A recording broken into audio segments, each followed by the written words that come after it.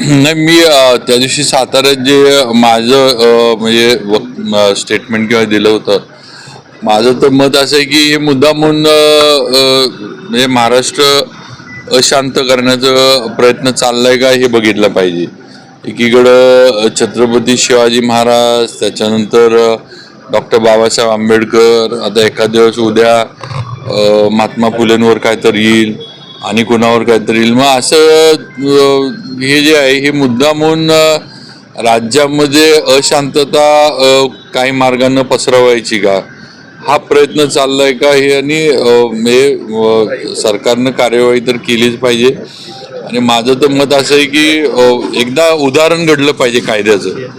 कारण काही लोकांना जोपर्यंत एखादं उदाहरण घडत नाही तोपर्यंत इतरांना त्याचे ज्याला आपण जरब म्हणतो ती बसत नाही, भीती बसत नाही.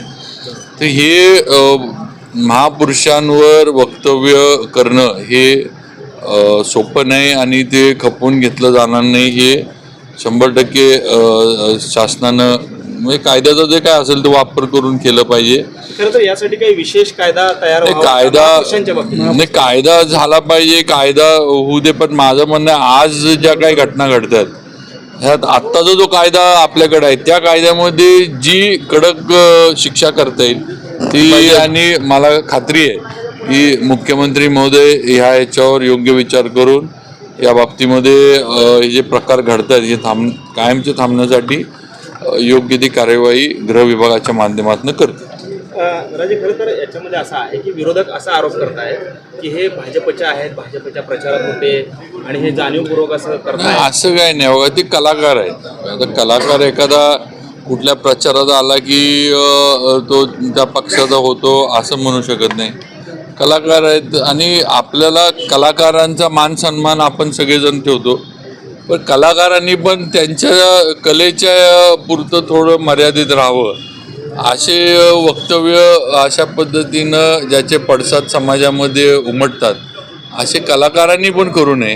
हे थोडं कलाकारांनी पण जपलं पाहिजे. मग त्यांना जसं राजकारण्यांनी काय बोललं, कलाकारांना जसं वाईट वाटतं तसं आज तुम्ही जे बोलला, आज राहुल सोलापूरकर जे बोलले, हे शिवप्रेमींना पण आणि डॉक्टर बाबासाहेब आंबेडकरांच्यावर प्रेम करणाऱ्या जनतेला पण त्याचं दुःख झालं. मग कलाकारांनी पण काही गोष्टी पाळल्या पाहिजेत. Like, subscribe, click on the bell.